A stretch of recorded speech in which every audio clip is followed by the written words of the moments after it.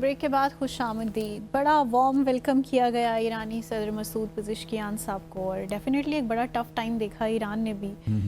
تو کس طرح سے دیکھتے ہیں پاکستان وہ کہ کیا توقعات لے کر آئیں، اور کیا پاکستان ان کی توقعات پہ پورا اتر پائے گا؟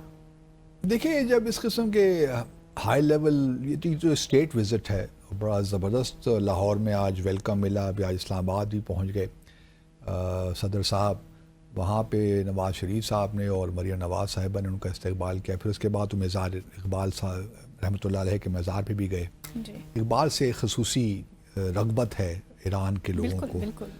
حافظ اور سعدی شیرازی وغیرہ کے جو ہیں نا، تو اسی طرح ٹریٹ کرتے ہیں علامہ اقبال کو بھی. اچھا، اب ایران کے وزٹ جو ہے نا پاکستان جو ہو رہا ہے، اس سے ایک بات تو یہ ثابت ہوتی ہے کہ ہم جو ہے اب اس قابل ہیں کہ اپنی پالیسی کو تھوڑا جو ڈیفیکلٹ حالات میں بہتر طریقے سے نیویگیٹ کر سکیں. کیونکہ جہاں ہم امریکہ کے ساتھ بھی تو دیکھیں تعلقات بڑھا رہے ہیں، تو وہاں ہمیں یہ انہیبیشن نہیں ہے کہ ہم ایران کے ساتھ بھی اپنے تعلقات کو بڑھائیں. اچھا، کچھ لوگ کہہ سکتے ہیں کہ جی ایران کے ساتھ تو چونکہ ہمارے ہمیشہ سے تعلقات تاریخی اعتبار سے رہے ہیں، تو اس میں تو کون سی بڑی بات ہے. بڑی بات اس لیے ہے کہ ایک تو امریکہ اور ایران کے درمیان پاکستان ایک برج کے طور پہ بھی کام کر رہا ہے کسی نہ کسی لیول پہ.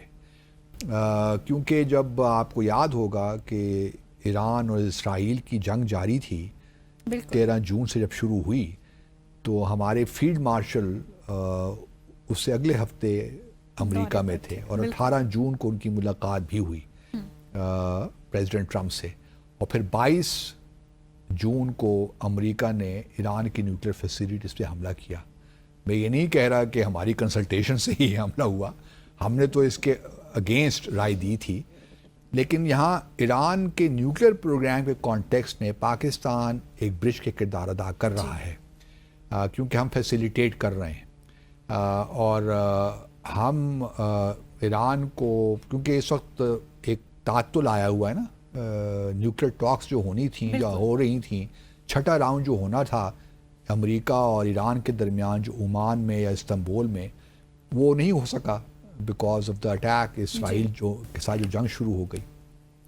اب ہماری کوشش یہ ہے کہ ہم ایک کنسٹرکٹیو رول ادا کر رہے ہیں کہ ہم ایران اور امریکہ کو راضی کریں کہ کوئی ایسی بیچ میں کچھ جو شرطیں اس وقت ہیں ان کو تھوڑا سا دونوں سائڈ سے ایک گیو اینڈ ٹیک والا ماحول بنائیں، تاکہ ٹاکس شروع ہوں اور کسی حتمی نتائج تک پہنچیں. مشکل ہوگا؟ مشکل نہیں ہے، کوئی ایسی بہت سنگین ڈائیورجنسز نہیں ہے سچی. اگر آپ میری بات پوچھیے، کچھ نہ کچھ فارمولا نکل سکتا ہے، لیکن ایران کو پہلے یہ گارنٹی چاہیے کہ دوبارہ اس قسم کے حملے نہیں ہوں گے. اور یہ ٹھیک مطالبہ ہے ایران کا کہ بھئی یہ ایک طرف آپ ایگریشن کر رہے ہیں اور دوسری جانب آپ کہہ رہے ہیں ٹاکس کریں، اس طرح تو نہیں ہوتا نا. اور پھر دوسری جو ان کی ڈیمانڈ ہے وہ یہی ہے کہ ہم جو انرچمنٹ کا جو ہمارا حق ہے، جو ہمیں ٹریٹی کے این پی ٹی کے اندر ملا ہوا ہے، وہ ہمیں ہمارے پاس رہنا چاہیے. اب وہ ٹھیک ہے، ان کا رائٹ ہے، رائٹ تو سب ممالک کا ہے، لیکن سارے ممالک تو انرچ نہیں کر رہے نا یورینیم. رائٹ تو یو اے ای کا بھی ہے، سعودی عرب کا بھی ہے، اور بھی جو ممالک ہیں سب کا رائٹ ہے. تو تمام این پی ٹی کے جو ممبر کنٹریز ہیں وہ سارے تو انرچ نہیں کر رہے یورینیم. تو اس میں سے کوئی راستہ نکل سکتا ہے، میں سمجھتا ہوں. اور میں یہ بھی سمجھتا ہوں کہ امریکہ کا کوئی اس وقت ارادہ نہیں ہے کہ وہ دوبارہ ایران کی نیوکلیر فیسیلیٹیز کو ٹارگٹ کرے. اور صدر ٹرمپ تو پہلے ہی کہہ چکے ہیں کہ ہی از ناٹ انٹرسٹڈ کہ ریجیم چینج وغیرہ کی جو ساری فضولیات تھیں اس میں کوئی دلچسپی ان کی نہیں ہے، اور نہ وہ انوالو ہونا چاہتے ہیں اس سارے معاملے میں. تو پاکستان یہ جو صدر پزشکیان کا دورہ اس حوالے سے بڑی اہمیت کا حامل ہے کہ ہم ایک تو برج کا کردار ادا کر رہے ہیں کسی نہ کسی لیول پہ. اور میں امید کرتا ہوں کہ کوئی راستہ ہم نکال لیں گے، کیونکہ ہمارا بھی تجربہ تو بڑا ہے نا نیوکلیر معاملات میں. تو کہیں نہ کہیں سے ممکن ہے کہ پاکستان ہی کو سینٹر بنا دیا جائے کہ جی یہاں سے جو انرچ یورینیم ہے یہ ہم ایران کو دیا کریں گے. آپ کیوں اتنا پریشان کریں آج پورے پروگرام میں انڈیا کو؟ تو اس وجہ سے پاسبلٹی ہے. دوسری جانب جو ایک اور امپورٹنٹ ایک ڈیولپمنٹ سننے میں آ رہا ہے، I am not sure about it, مختلف ذرائعوں سے خبریں کوئی مل رہی ہیں کہ ایران کی جو جنگ ہوئی نا اسرائیل کے ساتھ، اس میں ایک بہت بڑا جو فیکٹر تھا یا کہہ لی جو کمی محسوس ہوئی، ڈیفیشنسی، وہ ان کا ایئر ڈیفنس سسٹم نہیں تھا. جی. اب اس کے لیے، اور پھر ایئر فورس بھی ان کی بہت پرانے جہاز ہیں نا، اس کے بعد سینکشنز کی وجہ سے وہ اپنا جو ایئر فورس ہے اس کو ماڈرنائز ہی نہیں کر سکے. یہاں تک کہ روس اور چین سے بھی جہاز نہیں خرید سکے. تو اب انہوں نے ایک بڑا بنیادی فیصلہ کیا ہے ایران نے، کہ ایک تو انہوں نے اپنا ایئر فورس کو جدید بنانا ہے، ماڈرنائز کرنا ہے، اور یہ جلد سے جلد کرنا ہے، اور دوسرا ایئر ڈیفنس سسٹم. میں کچھ دیکھ رہا تھا، کچھ انٹرنیشنل خبریں کہ ان کے پاس S-300 تو موجود ہے نا، جو روس کا ایئر ڈیفنس سسٹم ہے، لیکن اب انہوں نے وہ S-400 کی جانب جا رہے ہیں جو بھارت کے پاس ہے. تو وہ شاید جلد ہی ان کو مل جائے گا، کہ ابھی بھارت کو بھی 2 یونٹس ملنا باقی ہیں. لیکن ایران نے کچھ کام دکھایا ہے، اور شاید روس نے حامی بھر لی ہے کہ وہ جلد از جلد دے دیں گے. ساتھ ساتھ ایران جو چین کا سسٹم ہے HQ-19 جو ہم بھی لینا چاہتے ہیں، اس میں بھی چین کے ساتھ بھی وہ بات چیت کر رہا ہے، اور چین نے بھی یقین دہانی دلائی ہے، ان کے ساتھ بھی کوئی معاملات طے پا گئے ہیں. دوسری جانب ایئر فورس کو بھی ماڈرنائز کرنے کا ہے.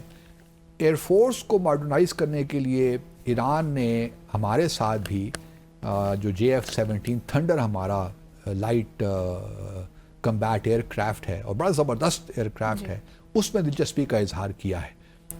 تو اس پہ بھی شاید کوئی بات چیت ہو. تو یہ ایک اچھی پیش رفت ہے، اور چونکہ ہم یہ جو JF-17 ہے دنیا بھر میں لوگ ممالک کو دے رہے ہیں، اور دنیا بھر میں دلچسپی کا اظہار ہو رہا ہے.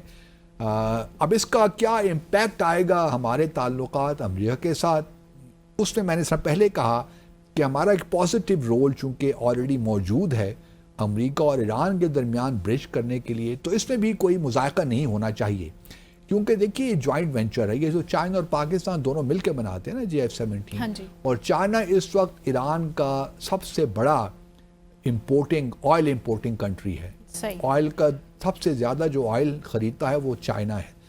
ہم تو بھی نہیں خرید رہے نا بیکاز آف سینکشنز، اور پھر ہمارا جو ایران پاکستان پائپ لائن بھی تھی وہ بھی پڑی ہے، اس پہ بھی کام نہیں ہو رہا بیکاز آف سینکشنز. تو اب ہماری کوشش یہ ہے کہ کسی طریقے سے ایران اور امریکہ کے درمیان یہ مذاکرات شروع ہوں، اور پہلے سے کوئی فارمولہ ورک آؤٹ ہو جائے تاکہ مذاکرات طوالت نہ پکڑیں، اور پھر اس کے بعد امریکہ کی جو سینکشنز ہے ایران پہ وہ ساری ہٹ جائیں.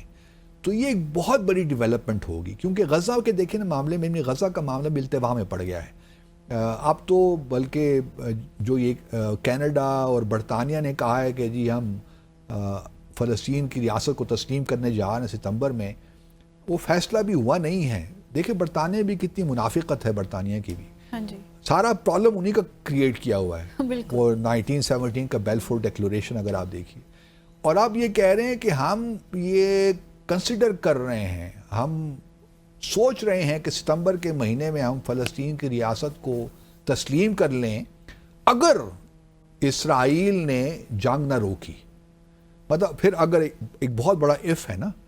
اس طرح کینیڈا کی پوزیشن پھر کچھ واضح ہے، فرانس کی بھی ہے، جو کہ پریزیڈنٹ ٹرمپ نے گو کہ کینیڈا کے حوالے سے تو کافی سخت ریئیکٹ کیا ہے کہ کینیڈا نے اگر یہ کام کیا تو وہ ٹیرس کی کہانی پھر انہوں نے ڈال دی کہ اور بڑھا دیں گے.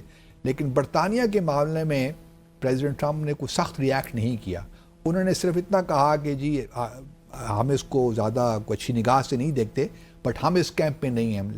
مانی یہ کہ ہم ان ممالک میں نہیں ہیں جو کہ فلسطین کی ریاست کو اس اسٹیج پہ تسلیم کریں گے.